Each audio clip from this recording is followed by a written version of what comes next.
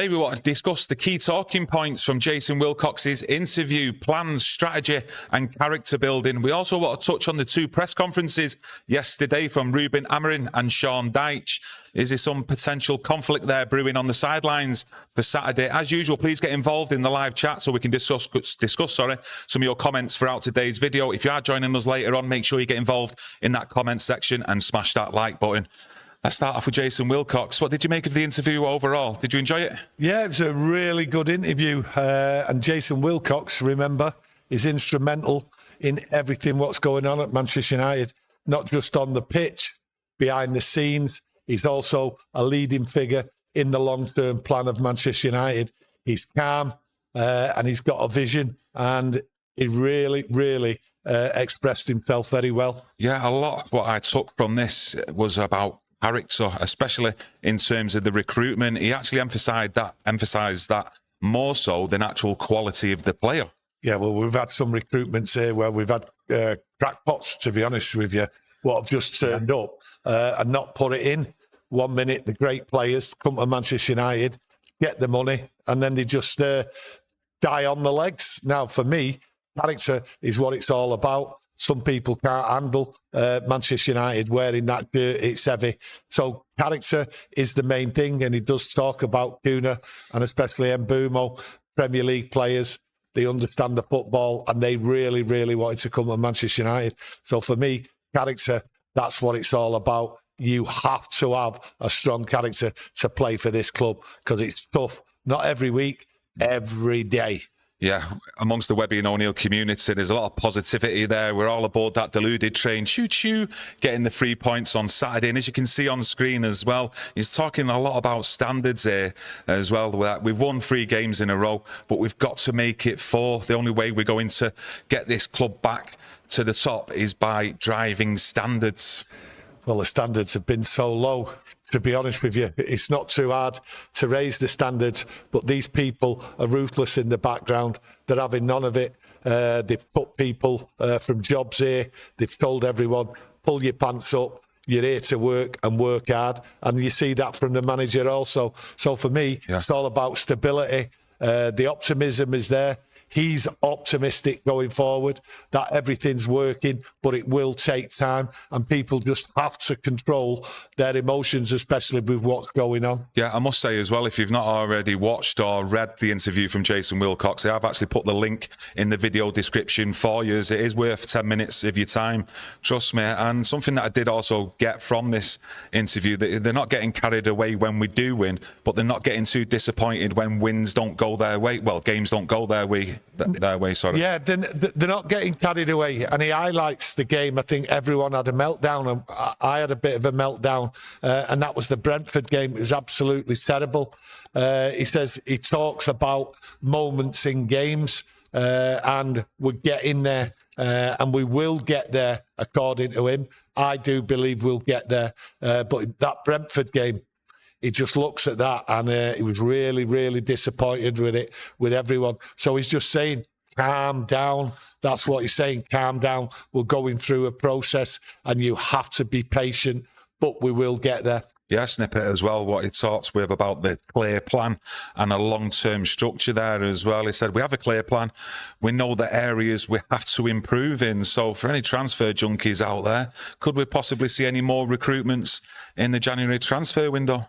I think when he talks about areas for improvement, I think he means every area. Like I say, it's not just about on the pitch, the transfers and everything else like that. It's how the club was run, people inside there looking after themselves and not looking after the big picture, which is Manchester United, which should be the first and foremost in anyone's mind. So for me, he just looks round and he knows he's got a big challenge, and that challenge isn't going to be easy. It won't be turning it round. He's looking for stability first and foremost. And I think he sees that we're getting there, but he knows what the priority is. He's said it before and he'll say it again. Champions League, bringing in players, what can compete in the Champions League, what can compete for this league. But stability is the first thing and we will get there. Yeah, I don't feel like it's a scattergun approach to recruitment and no power trips from managers in demanding a certain player, players that they've probably been used to or managed at previous clubs. So there's a clear plan and a strategy there to identify a certain type of profile of player as well. Yeah, scattergun approach. That's how it's looked to a lot of fans. And to be honest, you know, we're outside here and we're looking from outside. We don't see what's going on. Yes, we've talked about the plan and everything else like that, but there's no scattergun approach. And it sounds professional. It looks professional. And that's why I say he is instrumental, Jason Wilcox. So when he does speak, and like Kieron says, it's there on the link to have a watch, have a look, and it's well worth it because it gives you an insight into what the club are doing. Yes, they make mistakes. We know they make mistakes and we'll be critical of their mistakes, and quite rightly so. But there's no panic, and that's the best thing. This statement, what he gives, shows you there's no panics. We've heard it from Ratcliffe. We've heard Omar Barada go on. But when he's speaking, especially in this, there is no panic. And when he talks about there is no panic, there's no panic from Ruben Amorim. There's no panic from this squad now. And like I say, when he mentions the Brentford game, they didn't panic, and that's good to see. Yeah, like I say, it's different now from that scattergun approach from the recruitment with years gone by, and this is like a recruitment with actual purpose with it. And he did say we've plugged in talented players, but also with the right character. It's not always about elite talent, it's the right character. And like I say, there was more than 2, 3, 4 occasions I heard him use that character. Yeah, it's about character. When you've got characters what want to play, what understand what it's all about, you've then got a team. And what we've not seen is we've not seen enough characters in this squad, never mind the first 11, because we haven't seen a team what can go on week after week and perform. These players at the moment, they seem to be able to perform with the odd hiccup, whereas now the characters coming together, the strength is there, they're all understanding and they all understand the plan. The signal's clear from the club and the players. We're back. That's how I see it. Yeah, maybe one of the things is we've had too many players with egos and all about themselves, more so than the badge here at Manchester United. And the lads that we brought in the summertime, you know, you look at Cunha there, you mentioned it the other week, that he's a bit of a maverick, isn't he? Yeah. But he's a team player. Yeah, he's a team player. He's a character. So they knew what they were getting, and everyone's stuck well to him. Every time I've not seen him that much speak, but when I have, I'm overawed by how happy he is and how much he loves Manchester United. And the same goes for Mbeumo, bringing in the right characters. These two players, two of many, what have got the right character. When you look at players before, my God, some of them were weak.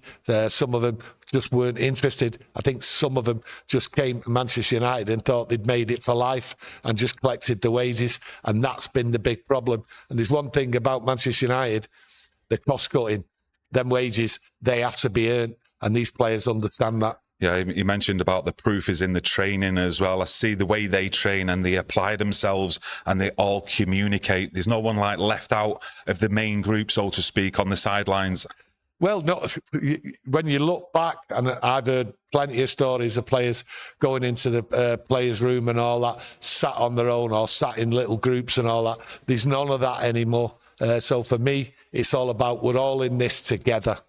Yeah, he did acknowledge as well there will be some bumps in the road. You've always mentioned about a bit of carnage and chaos at certain stages of the season, and he did say there will be bumps in the road. We've won 3 in a row, but we have to make it 4. And like I said, there's a lot of confidence but expectation, I feel, now growing amongst the Manchester United fan base, in particular this community, that the next game we will get the 3 points, but that brings its own pressure as well. Yeah, well, listen, you've got to have pressure at Manchester United. The standards are right up there, and then you look at like the pressure for the next game. For me, that's how it should be. That should drive a player on, because really, you come to Manchester United, you want to achieve, you want to be the best in the world, and that's the pressure at Manchester United. The standards were set high standards by Fergie, winning things year after year, and this is where this club's got to be, and we've got to get the right character in each time we do a transfer, and it looks as though that's happening. And for supporters, he's telling them, don't get carried away. Well, I tell you what, not easy when he is a supporter not to get carried away. Yeah, he did mention as well, as you can see up on screen, about the investment, what they have to do to actually achieve Champions League football, winning the Champions League and getting up there, challenging and winning the Premier League as well. So, like I say, the plans for me, what they've got in the background there, I think they might actually go out there and purchase maybe 1 or 2 players in this January transfer window as well, especially if we are up there around them Champions League places. Do you think they'll actually invest to give Ruben Amorim some more back in there to beef up the squad? Well, what I took from the whole interview, when you talk about bringing players in, the investment is coming regardless of what position we finish.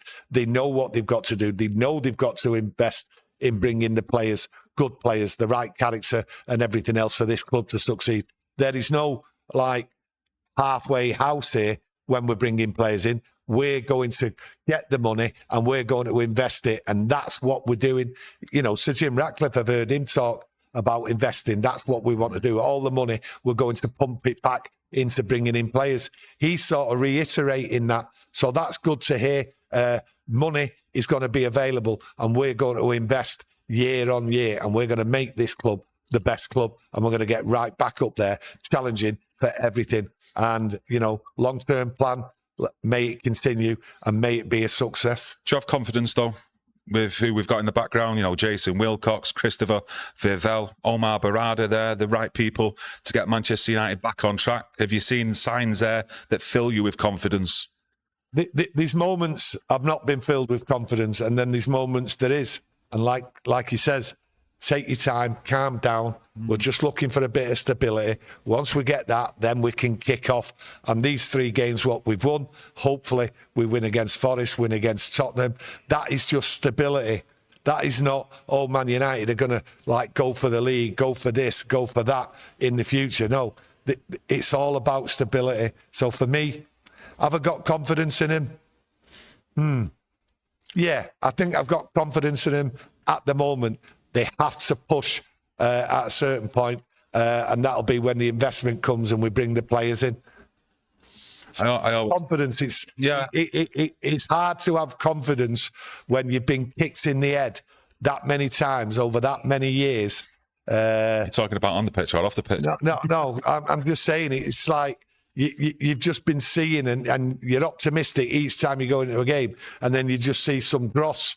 Well, the optimism is there, but it's stability, and that's what it's all about. So when I talk about where we're going to finish in the league, I've turned around 8th. I've not changed my mind yet, because all it is, as Jason Wilcox says, by winning a few games, we've just got a bit of stability and it'll bring confidence going forward. Yeah, I think in terms of where we might finish in the Premier League this season, I'm looking more towards them Christmas fixtures or the start of the new calendar year, really, because that's when you'll start seeing gaps open up between points. Everything's a bit tight up there, I think, at the moment in the top 10 places. So I think round about that period, you'll get a good idea of where teams might actually be able to finish come this end of the season. Yeah, but you look at Christmas and that, what we've got here now is stability. Okay, we know we can play football. We know we've got a football team. We know the squad's good enough to play football and beat teams home and away and good teams, right? But we do know, right, the frailties are still there in the club. Jason Wilcox knows that, and he knows it's hard work. And like I say, he's instrumental in turning it round, and he knows he's got more work to do. Fred Cranham, you gifted 5 memberships earlier on, my mate. Fred the Red, the legend. 5 people who've been gifted their memberships. A big thank you to Fred. Gary in the chat says, far more stable and happier players since the bomb squad left. Correct. EGMU. Yeah, and I think that's when he talked about character. That's what he's on about. That's why they were so publicly, and I mean publicly, isolated from the squad. Get out of this squad. You're the bomb squad. You're going. No matter what, you ain't staying here. You can say anything you want. So for me, character, everything else like that, he turned round, and everyone knows when they come to the club, they're going to be ruthless. If you don't put it in, you will be called out publicly, and that is what we want. Do you think Wilcox, Barada have helped Ruben Amorim, especially in the tough start to the season that he actually faced in them results against Grimsby and Brentford, to maybe settle him down and maybe give him some reassurance on his job and the task in hand, which is a long-term plan here at United? I think all the people who are involved in the long-term plan have made Ruben Amorim able to get over this terrible period in Manchester United's history. And I think he's had the confidence because he knows that he's got confidence in them sticking to the plan.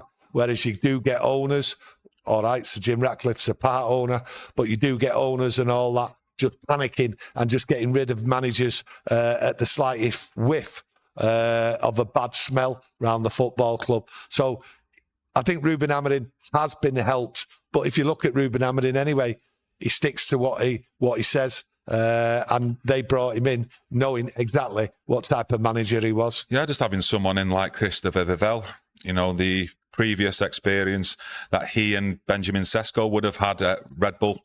Little things like that have helped us, especially bringing in the quality that we've seen with Sesko, because he's definitely a long-term project as well. It's not like for the immediate like we've seen with Cunha and Mbeumo. Well, you talk about Vivell. Okay, he's part of a team. I don't know that too much about him. I don't think many people out there are aware of too much the history of Vivell. But yes, he had a relationship. Lots of people nowadays have relationship. Omar Barada's got a relationship with loads of people. So for me, there's a team. And I don't think it's right to pinpoint anyone out of this team who's doing better and whatever. I think they're all in agreement. They're all having sensible conversations or anything. But for me, you look at Sesko, good player, brought him in. He was available. And there was a few other teams looking at him as well. And we got him. And I think he'll be a good player. Let's hope he is. Yeah, I'm on board as well that it's, for me personally, the way I look at things, I think it's the likes of Wilcox, Vivell, possibly Omar Barada as well, who maybe have that rubber stamp on what players they actually do bring into the club more so than the manager. Do you actually agree with that?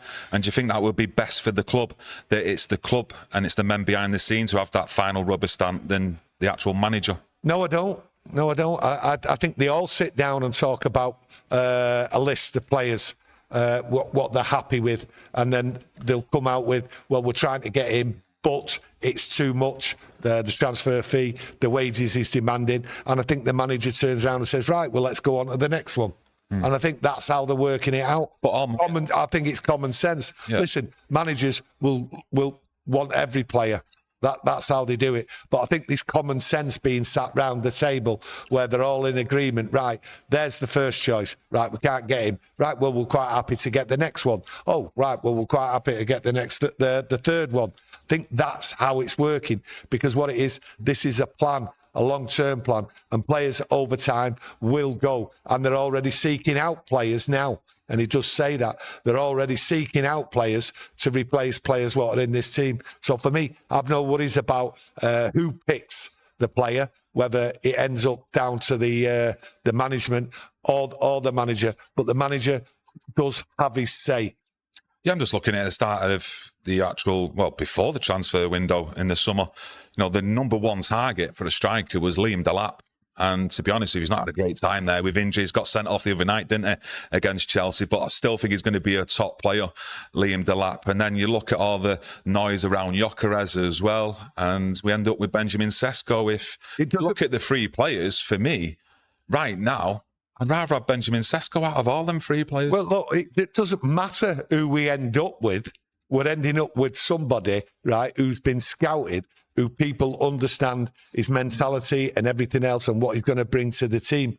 For me, yes, you've got a target. You like that player. You like him, right? But at the end of the day, whoever they brought in, right, I ain't criticising it. I'm not criticising it at all, because I do believe that the player they end up bringing in, right, has got all the attributes to play in this Manchester United team and understand what the standards are and what's demanded. Oh, I'm not taking anything away from anyone inside the club. It's just from my point of view, seeing that scattergun approach over the years, getting different players that don't fit the actual current systems. It's the club with a long-term plan and strategy. So I'd expect them just from the outside in to be able to rubber stamp the actual transfers and targets that they want to bring in, maybe more so than the manager, but the manager is also on the same wavelength, the same line as everyone in the club and the type of profile of player they want. Because let's face it, you could have a preference for the centre forward. I could, you could out there, and we all come up with different names. So how did they get to the bottom of that to actually go, right, he's definitely that number one? I don't know how they get to the bottom of it, but I don't think it matters. When you look at the previous, when you go back to the scattergun approach and the ridiculous amounts of money and the ridiculous people that we're bringing into the club, right? That was horrendous. You look at what's happening now, right? And it's more methodical. It's more together. It's more professional. So they're doing a professional job, as it should be. So if you look back, you can forget what went on beforehand because it was an absolute joke. Whoever has the final say, whether it's 3 out of 5 people or whether it's 4 against 1, it doesn't matter. It's being done in a professional way, and that's all you can ask for. That's the signals coming out when these people open their mouths. We are professional. We're running this football club, not like a clown outfit like it was before. Yeah, I think a really good summer transfer window. And if you think to yourself, if we can get another 4 players of the similar mould, character, and that desire to actually want to be here in the first place and fight for that shirt, I mean, another summer transfer down us. I mean, you might get 1 player. Why 4? Why 4? We don't know. 5? Why not 6? Yeah, but we're not being told. So these players, what they've already earmarked for out of this club, and it might be 2 or 3, it might be 4. All right, they might not end up getting all the targets what they want. But for me, so long as they keep investing the money, and that's what we want, but investing it wisely, and it will take time. So I don't think you can turn this around fully and expect to compete in the Champions League, expect to compete trying to win the league, right, in 1 more summer transfer window. I think this will take another couple of years. But hey, that's fine. In that time, we'll enjoy ourselves because these players want to play for the club and the fans are right behind them. Yeah, no, I totally agree. I'd still like to know what their targets are inside the club and where they want United to finish this season. I've not heard anything out there from the likes of Wilcox, Barada, Amarin himself, to be honest with you. But if you have, let us know in the chat. Going on to the press conferences from yesterday, Sean Dyche, Ruben Amarin. Well, he was asked about previous comments he'd made on Gary Neville's Stick to Football YouTube channel back in May, on where he said that he'd be able to get better results than Ruben Amarin at the time, even playing a 4-4-2. Well, Sean Dyche can talk all he wants about the system, that he needed to change it. This is his comments from months ago, saying I'd change it to a 4-4-2 and I'd get winning results. I'd get better results than Ruben Amarin. But the thing is, Sean Dyche and the media, they haven't been watching and understanding what we know about this football club. It's not about the system. How many squads have thrown managers under the bus? They've not wanted to play. They've just come and got the money. We've just been talking about characters and professionalism and everything else like that. It's not about the system. It's about the players, and that's what it is. These players have thrown managers under the bus time and time again. Rich kids, just not got anything about them really, no character. Well, we have now, and Sean Dyche is about to find out on Saturday. Yeah, if you take yourself back to that May when he did come out with them comments, you know, he did also mention, to give some context, that he does need to start getting results, and he was right. Let's be honest with ourselves. Every man and his dog would have said exactly the same. He needs to start getting results. But he didn't know what was going on behind the scenes. He didn't know, right, that Ruben Amarin, right, and the board were all aligned together and that they've got a long-term plan and it's all about stability, and then we're going to turn it round in the summer. So Sean Dyche didn't know, just like the media. So they can go on, like they have done, come out and criticise. That's why Sean Dyche was on the TV giving an interview so he could have a go at Manchester United, just like everybody else. Well, they're now shutting up, aren't they? I just see this media now, and they're talking about Man United and the 3 great results and going on. Well, Sean Dyche will be talking about the 4th result, 4 wins in a row tomorrow night. So I just can't wait for Sean Dyche to come out moaning, and he will look for trouble. He will look for excuses when United beat him. I did actually like Ruben Amorim's reply as well, which you did just see on screen, very calm, composed. And I've not really seen Ruben Amorim have that fight with another manager on the sidelines, any conflicts on there, but there's always a first. Do you think it could possibly happen on Saturday for a bit of war of words, so to speak? There's always a first for everything. Sean Dyche has got form for that, though. I remember him against Klopp. I've seen him with Arteta as well on the sidelines. Sean Dyche has got it with referees and everything. He always looks for a bit of trouble. He always throws shade away from his team and his players and tries to blame everyone else. So I expect that. Will he have a go at Ruben Amorim tomorrow? I think they'll both have a good laugh, to be honest with you. Because at the end of the day, it was Sean Dyche as a pundit in the media, not as a football manager. And the thing is, you look at these players and you say to yourself, they're a different squad, different players than what Sean Dyche was talking about. Them players were happy to throw Ruben Amorim under the bus, but them players aren't here anymore. And he's going to see the new Manchester United, the new stability, the new we're all one. We will tear you apart no matter who you are. And United have shown that. On the deluded train. Choo-choo, 3 points on Saturday. Just like to thank you all for joining us today. It's been popping off in the chat, a mix of different opinions, which we do like to see. Smash that like button to help support the channel. If it's your first time watching, please subscribe for future content, and we'll be back straight after the game tomorrow. So come and join us, and let's all talk about the 3 points. Take it easy and enjoy your Friday. Thank you. Thank you.